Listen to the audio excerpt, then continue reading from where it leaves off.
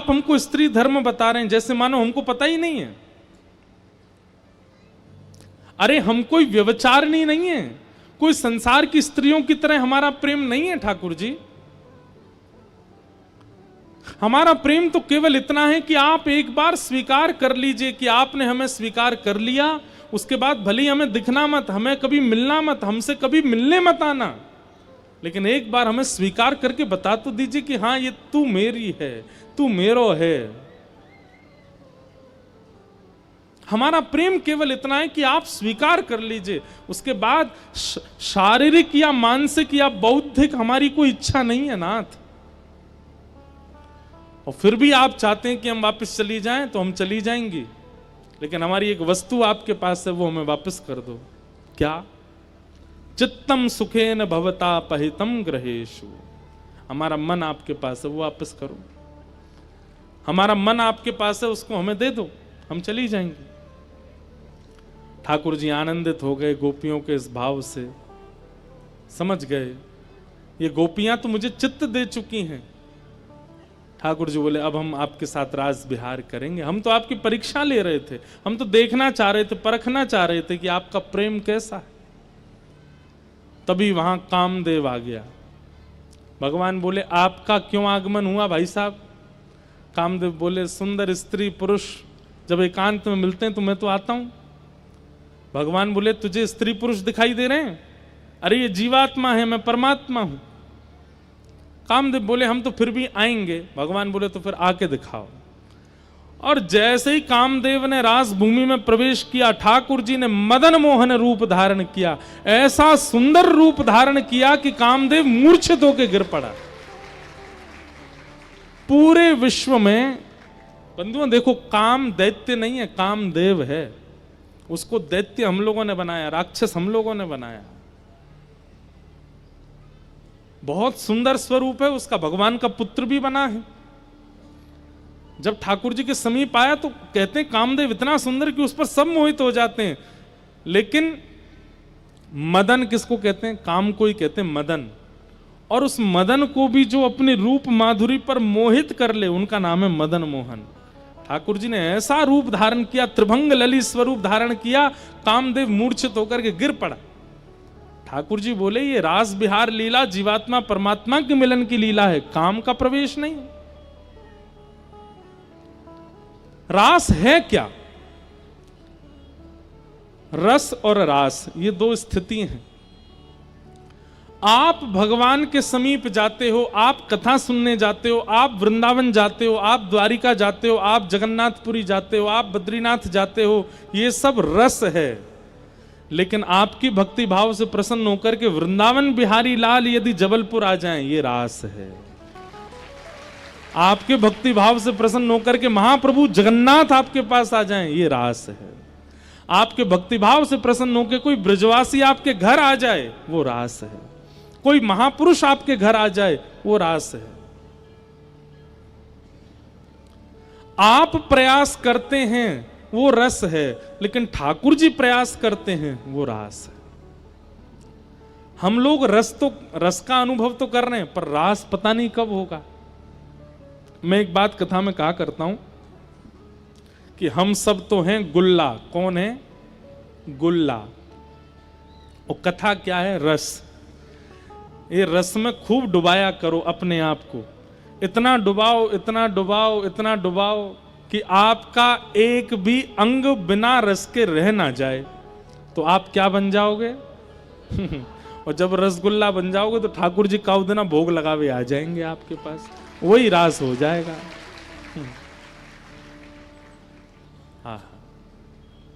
यहां इसी जबलपुर की भूमि पर दामोदर दास नाम के एक भक्त के ऊपर हुआ था रास। स्वयं वृंदावन, स्वयं यमुना जी, स्वयं श्री हितरवंश महाप्रभु प्रकट हो गए थे और प्रकट होकर के अनुभव कराया था।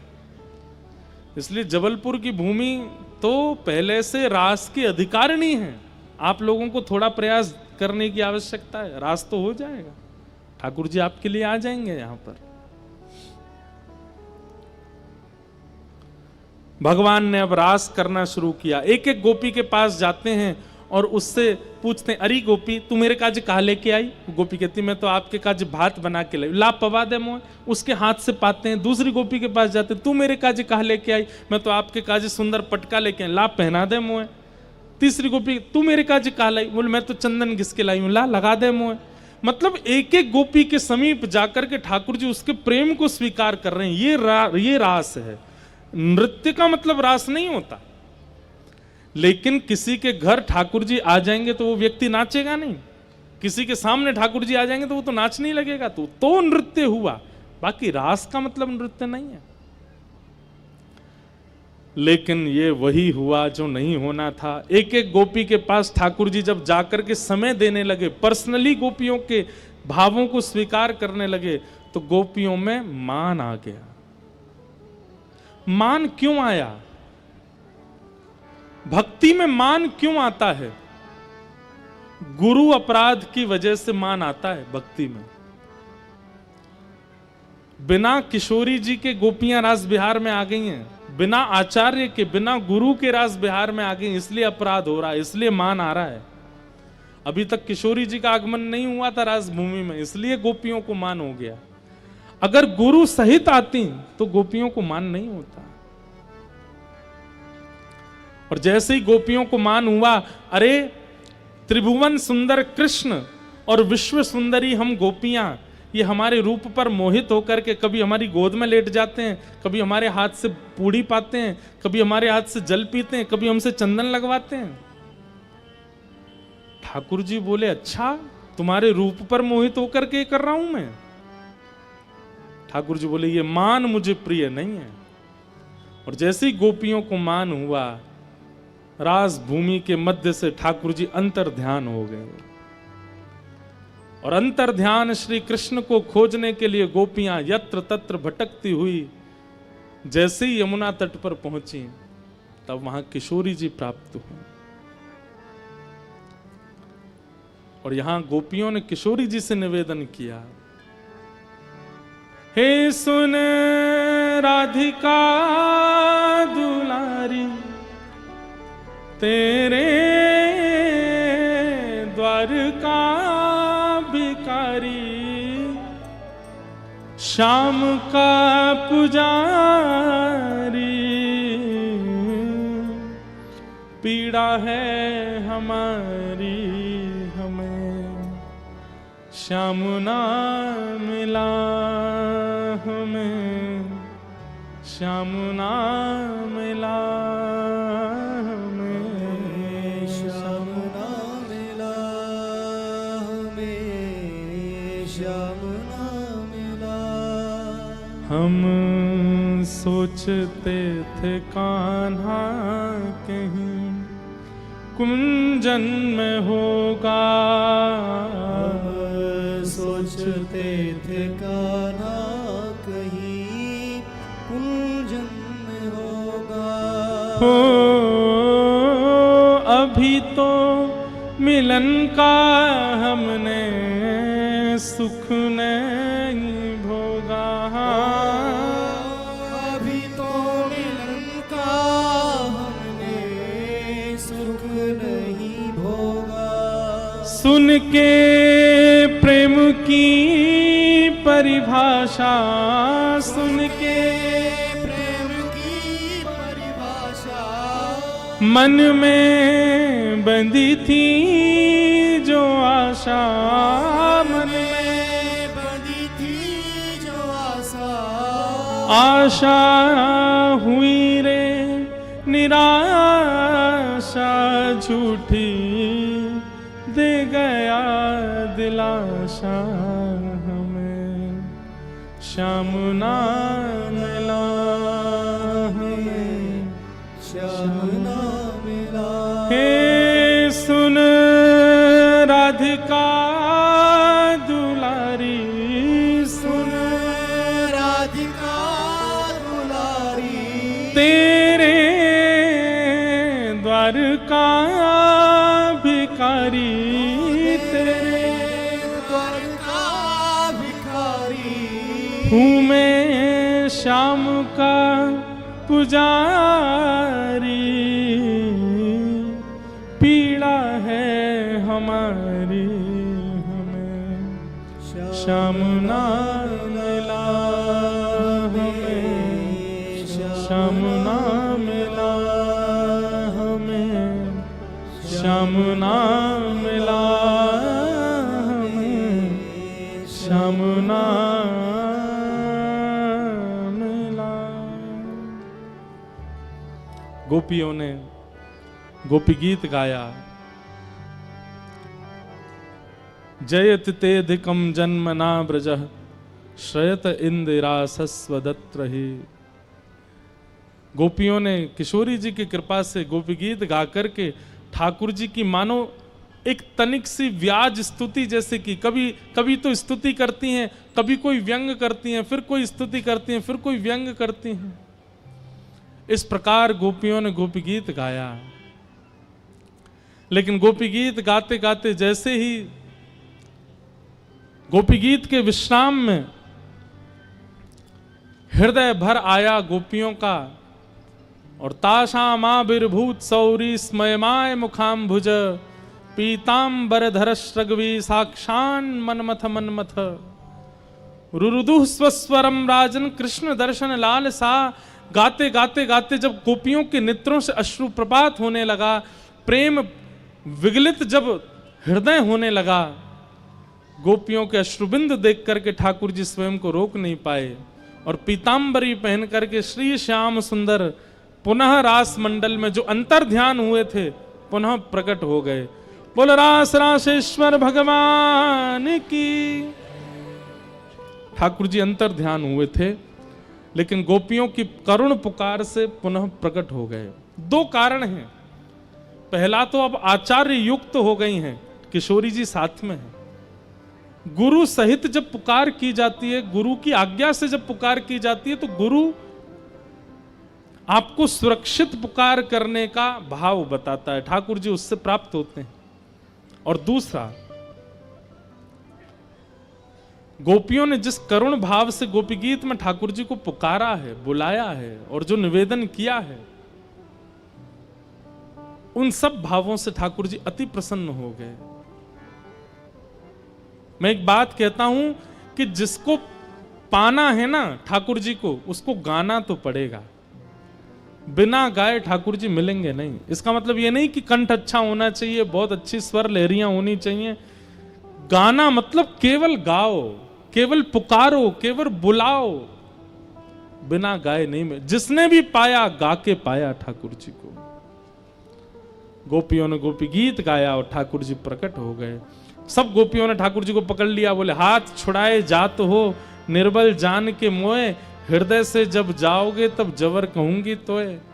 हाथ छुड़ा के तो चले गए थे, लेकिन ठाकुर जी आप तो हमारे हृदय में बैठे हो, अब हम आपको जाने नहीं देंगे। हाथ पकड़ लिया ठाकुर जी का।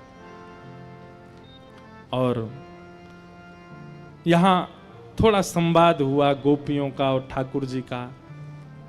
ठाकुर जी ने कहा, हम तो आप सबके प्रेम के ऋण के ऋणी हैं, उससे कभी ऋण नहीं हो पाएंगे। और अब ठाकुर जी ने महारास किया। जितनी गोपी हैं उतने श्याम सुंदर हो गए। पहले एक ही कृष्ण थे, अनेक गोपियां थीं। अब जितनी गोपी उतने श्याम सुंदर प्रकट हो गए और वृंदावन में यमुना पुलिन पर महारास हो रहा है। जैसे ही महारास प्रारंभ हुआ, आपके मध्य प्रदेश में विराजमान महाकाल भगवान अपने त्रिशूल डमरू उठाए दौड़े वृंदावन की ओर। बोले महारास हो रहा है, इसमें तो हम भी जाएंगे। जैसे ही वृंदावन की सीमा में प्रवेश किया, गोपियों ने द्वार रोक दिया। बोले बाबा कहां जा रहे हो? महादेव बोले हम शंकर जी हैं। सब हमको भोले बाबा कहते हैं। आप गोपियां बड़ी भोली हैं, हमारा मार्ग कोई रोकता नहीं है, लेकिन आपने रोक दिया है। गोपियां बोली नहीं, हम आपको भली भांति जानती हैं, आप महादेव हो। लेकिन भगवान भीतर रास विहार चल रहा है और रास विहार में केवल एक ही पुरुष का अलाव है, श्री कृष्ण। उनके अलावा सब गोपी हैं और किसी पुरुष को भीतर जाने की अनुमति नहीं है। आपको यदि भीतर जाना है तो पहले गोपी बन के आओ। गोपी मतलब कौन? गोपी मतलब श्रृंगार से गोपी नहीं।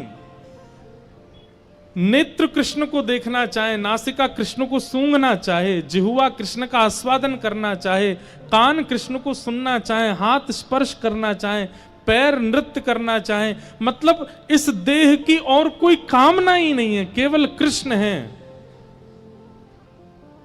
जो अपनी प्रत्येक इंद्रिय से कृष्ण को पाना चाहे वही गोपी है। और जो प्रत्येक इंद्रिय से पाने लगेगा उसके बाह्य भेष में गोपित्व दिखने तो लगेगा। महादेव ने तुरंत अपना कमंडल आगे किया, भिक्षाम देही माते, अन्नपूर्णा मैया प्रकट हो गई भिक्षा लेकर के। महादेव ने कमंडल पीछे किया, अन्न की भिक्षा नहीं, आज अपने श्रृंगार की भिक्षा दो। और अन्नपूर्णा मैया ने महादेव का गोपी स्वरूप धारण कराया। नाक में नथनी पहनाई, कानन में कुंडल पहनाए, आंखन में काजल लगायो, जटा खोल करके केश बना दिए, सर्प बिच्छू आदि जो पहन रखे सबको कहा तुम लोग सब लोग जाओ। सुंदर गहने पहनाए, लहंगा पहनायो, हाथन में चूड़ी पहनाई, हाथन में महावर लगायो। जैसे ही चुनरी पहनाई वृंदावन में यमुना तट पर प्रकट हो गए। बोलो गोपेश्वर महादेव की। महादेव गोपी बन करके आए और जैसे ही गोपी बनकर के पधारे, गोपियां बोली पहले मुख दिखाना पड़ेगा। महादेव बोले जिसके लिए सजे हैं वही देख सकता, हमको और कोई नहीं देख पाएगा। गोपी बोली नहीं नहीं, रूप तो दिखाना पड़ेगा। महादेव ने जैसे ही घूंघट ऊपर किया, आहा, ध्याये नित्यम महेशम रजत गिरि निभम चारु चंद्रावतमशम। आज ये वाला स्वरूप है ही नहीं ठाकुर जी का। आज त्रिनेत्रों में काजल लगा है, होठों पर लालिमा लगी है, कानन में कुंडल पहने हैं, आहा, मांग में सिंदूर भरो है, सुंदर चंदन की पत्रावली करी है, गले में सुंदर हार पहने, हाथन में कड़ूला पहने हैं, और बताएं साथ में मूछन पे इत्र लगो भयो है। पामन में कड़ूला पहने, दम दम करके महादेव गोपी बन गए हैं। गोपियां तो वहीं देख करके मूर्छित हो गई। महादेव बोले हम तो पहले ही कह रहे थे जिनके लिए तैयार हुए वही देख सकते हैं, और कोई मत देखो। इतने में ही भीतर रास विहार कर रहे ठाकुर जी ने देखा, अरे देवादिदेव महादेव पधारे हैं। दौड़ करके गए, महादेव का हाथ पकड़ करके लाए। महादेव को रास में नृत्य करता देख ब्रह्मा जी के मन में इच्छा हुई मैं भी जाऊं। चार मुख वाली गोपी बन करके ब्रह्मा जी आए, इंद्र आए, सनकादि आए, नारद जी आए, सब देवी देवता आए हैं, सब गोपी बन करके। और वृंदावन में यमुना तट पर रास विहार हो रहा है। राधा नाचे, कृष्ण नाचे, नाचे गोपी जन। राधा नाचे, कृष्ण नाचे, नाचे गोपी जन। ओ राधा नाचे, कृष्ण नाचे, नाचे गोपी जन। ओ राधा नाचे, कृष्ण नाचे, नाचे गोपी जन। क्योंकि मन मेरा बन गया सखी रे पावन वृंदावन। क्योंकि मन मेरा बन गया सखी रे पावन वृंदावन। ओ राधा नाचे, कृष्ण नाचे, नाचे गोपी जन। ओ राधा नाचे, कृष्ण नाचे, नाचे गोपी जन। ओ राधा नाचे, कृष्ण नाचे, नाचे गोपी जन। ओ राधा नाचे, कृष्ण नाचे, नाचे गोपी जन। ओ मन मेरा बन गया सखी रे पावन वृंदावन। ओ मन मेरा बन गया सखी रे पावन वृंदावन। ओ रास रचो है, रास रचो है, आज यमुना किनारे महारास रचो है। रास रचो है, रास रचो है, यमुना किनारे महारास रचो है। ओ रास रचो है, रास रचो है, आज यमुना किनारे महारास रचो है। ओ रास रचो है, रास रचो है, यमुना किनारे महारास रचो है। ओ वंशी वट पे, यमुना तट पे, कान्हा रास रचावे। काशी वट पे यमुना तट पे कान्हा रास रचावे। ओ गोपी बन के शंकर आए, गोपेश्वर कहलाए। गोपी बन के शंकर आए, गोपेश्वर कहलाए। ओ डम डम डमरू बाजे कान्हा की मुरली पे, डम डम डमरू बाजे कान्हा की मुरली पे। डम डम डमरू बाजे कान्हा की मुरली पे, डम डम डमरू बाजे कान्हा की मुरली पे। ओ जग सारा नाचे रे, श्याम संग राधा नाचे रे। श्याम संग राधा नाचे। ओ श्याम संग राधा नाचे रे। ओ श्याम संग राधा नाचे रे। ओ राधा नाचे, कृष्ण नाचे, नाचे गोपीजन। राधा नाचे, कृष्ण नाचे, नाचे गोपीजन। ओ राधा नाचे, कृष्ण नाचे, नाचे गोपीजन। राधा नाचे, कृष्ण नाचे, नाचे गोपीजन। क्योंकि मन मेरा बन गया सखी पावन वृंदावन। क्योंकि मन मेरा बन गया सखी पावन वृंदावन। हे सूरज भी नाचे, चंदा नाचे, नाचे तारागण। सूरज भी नाचे, चंदा नाचे, नाचे तारागण। ब्रह्मा भी नाचे, शंकर नाचे, नाचे देवगण।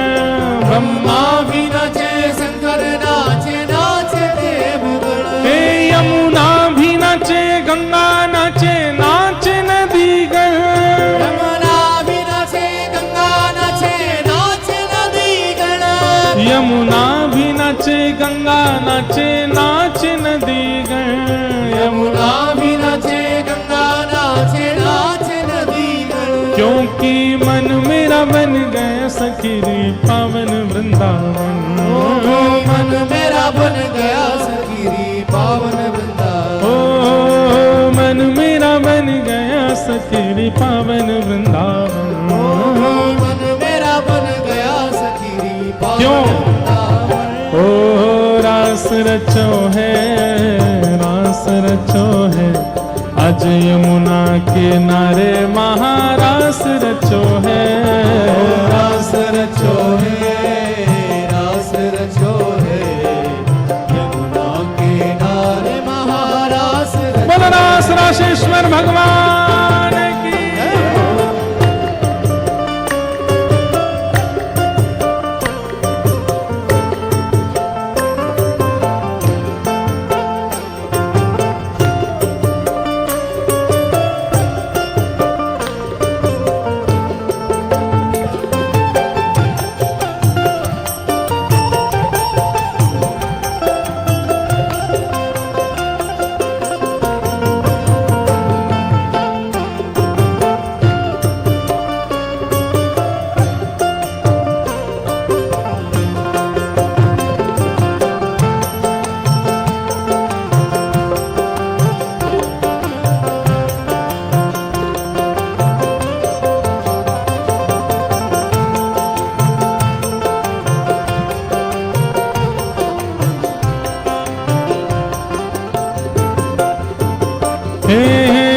चंद्र किरण सा श्याम सलोना, दो आंखें कजरारी। चंद्र किरण सा श्याम सलोना, दो आंखें कजरारी। ठुमक ठुमक नाचे गोपियन के संग, जग का पालन हारी। ठुमक ठुमक नाचे गोपियन के संग, जग का पालन हारी। रास बिहारी संग राधा सुकुमारी, रास बिहारी संग राधा सुकुमारी, रास बिहारी संग राधा सुकुमारी, रास बिहारी संग राधा सुकुमारी, ब्रज में विराज रे श्याम संग राधा नाचे रे, श्याम संग राधा नाचे, ओ श्याम संग राधा नाचे, ओ श्याम संग राधा नाचे, हाँ श्याम संग राधा नाचे, श्याम संग राधा नाचे, राधा नाचे कृष्ण नाचे, नाचे गोपी जन, राधा नाचे कृष्ण नाचे, नाचे गोपी जन, ओ राधा नाचे कृष्ण नाचे, नाचे गोपी जन, राधा नाचे कृष्ण नाचे, नाचे गोपी जन, क्योंकि मन मेरा बन गया सखीरी पावन वृंदावन, मन मेरा बन गया सखीरी पावन वृंदावन, ओ मन मेरा बन गया सखीरी पावन वृंदावन, मन मेरा बन गया सखीरी पावन वृंदावन, मन मेरा बन गया सखीरी पावन वृंदावन, मन मेरा बन गया सखीरी पावन वृंदावन, रास रचो है, रास रचो है, आज यमुना किनारे महारास रचो है, रास रचो है, रास रचो है, यमुना किनारे महारास रचो ओ रास रचो है, रास रचो है, आज यमुना किनारे महारास रचो है, रास रचो है, रास रचो है, यमुना किनारे महारास रचो है, रास रचो है, महारास रचो है, रास रचो है, महारास रचो है, रास रचो है, महारास रचो है, रास रचो है, महारास रचो है, ओ आज यमुना किनारे महारास रचो है, आज यमुना किनारे महारास रचो है, आज यमुना किनारे महारास रचो है, आज यमुना किनारे महारास रचो है, रास रचो है, रास रचो है, आज यमुना किनारे महारास रचो है, रास रचो है, रास रचो है, यमुना किनारे महारास रचो है, ओ रास रचो है, रास रचो है, आज यमुना किनारे महारास रचो है, रास रचो है, रास रचो है, जय जय श्री राम, जय जय श्री राम, जय जय श्री राम, बोल रास रासेश्वर भगवान की, राधा रमण लाल की। सब लोग अपने अपने स्थान पर बैठें। अब हम आगे के कथाक्रम कहते हुए रुक्मणी विवाह की ओर चलें। भगवान ने यमुना के तट पर रास विहार किया और आज तक ठाकुर जी का रास विहार ब्रज वृंदावन में चल रहा है। आज भी ठाकुर जी रास विहार वृंदावन में करते हैं। कई लोग कहते हैं निधिवन में करते हैं, सेवा कुंज में करते हैं। हम कहते हैं कण कण में आज भी रास है, देखने वाली दृष्टि हो। आज भी ठाकुर जी का रास होता है। आज सब लोग बिल्कुल बिना बात किए बैठ जाओ और इधर ध्यान लगा करके कथा श्रवण करो। आज परम सौभाग्य है कि हम सबके मध्य में परम पूजनीय श्री अभिनंदन जी महाराज वृंदावन से पधारे हैं। एक बार करतल ध्वनि से उनका अद्भुत स्वागत। आप भी श्रीमद् भागवत जी के मधुर प्रवक्ता हैं और वंश परंपरा से भागवत जी की सेवा कर रहे हैं। व्यास मंच से आपको बारंबार प्रणाम है। रास विहार हुआ ठाकुर जी का। अब रास विहार के पश्चात श्रीमद् भागवत में युगल गीत आता है। इतना अद्भुत स्वरूप है युगल गीत का, जहां पर ठाकुर जी की रूप माधुरी का वर्णन और गोपियों के हृदय के भाव का वर्णन श्री शुकाचार्य जी महाराज परीक्षित जी को सुना रहे हैं, श्रवण करा रहे हैं। ऐसे युगल गीत को बारंबार प्रणाम करते हैं, जिस युगल गीत में एक बात स्पष्ट रूप से कहते हैं,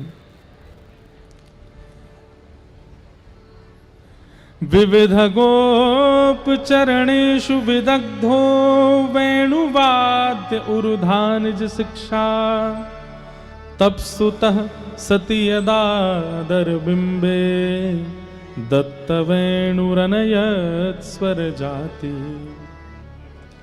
गोपियां एक दिन यशोदा मैया के पास गईं और मैया से जाके बोली, मैया 7 बरस है गए, तुम्हारो लाला तो हमारे हाथ में आयो नहीं, लेकिन आज आपके लाला से तो हम अपनी हार मान रही हैं कि या तो हम कभी ना पकड़ सकें, या से तो हम ना बच सकें, लेकिन आज हम आपसे ये निवेदन करवे आई हैं, आपके लाला को वंशी बजानो कौन ने सिखाया, वाह को पता दे दो हमें। गोपियां कह रही हैं, आपके लाला को वंशी बजाना किसने सिखाया? जो भी आपको वंशी बजावे वारो गुरु है, वाकू हम सबक सिखावेंगे। यशोदा मैया बोली, क्यों ऐसो क्या करोगी? अरे जी वंशी बजावे और या की वंशी बजवे ते हमारे सबरे काम बिगड़ जाएं। यशोदा मैया बोली, ऐसी मीठी वंशी बजावे वासे तो सबन के काम बने, बिगड़े कौन को है? तो सब गोपियां यशोदा मैया से कहती हैं, आपके लाला को वेणु किसने सिखाई? वह गुरु को पता बताओ हमें, क्योंकि ये वंशी बजावे और या के वंशी बजते ही हमारे सबरे काम बिगड़ जाएं। तब यशोदा मैया कहती हैं, वेणु वाद्य उर्धा निज शिक्षा। यशोदा मैया कह रही, मेरे लाला कोई तो सीखवे ना गयो, या कि अपनी स्वयं की शिक्षा है, खुद सीखो या ने वंशी बजाने। ठाकुर जी कैसी वंशी बजाते हैं, तब आगे वर्णन करते कहते हैं, सवनस ततुपधार्य सुरेश सक्र सर्व परमेष्ठि पुरोगा। ठाकुर जी जब वंशी बजाते हैं तो उसमें कौन सा राग बजाते हैं? बोले सवनस राग बजाते हैं। सवनस कोई राग नहीं होता, तो फिर सवनस का क्या अर्थ बता रहे हैं? बोले ऐसा राग बजाते हैं ठाकुर जी, जैसे भोर का राग है तो सूर्य उदय होते हैं, रात्रि का राग है तो चंद्रमा उदय होते हैं, लेकिन ठाकुर जी ऐसा राग बजाते हैं कि सूर्य चंद्रमा भी चकित हो जाते हैं कि हमारे उदय का समय हुआ है कि अस्त का समय हुआ है। ब्रह्मा भी अपने कान लगा करके सुनते हैं, सरस्वती जी तो नोट करती हैं एक एक स्वर को, कौन सा स्वर नया ठाकुर जी बजा रहे हैं। सोचो, स्वयं सरस्वती, स्वयं ब्रह्मा, स्वयं देवी देवता, जिनकी स्वयं संगीत के मूर्धन्य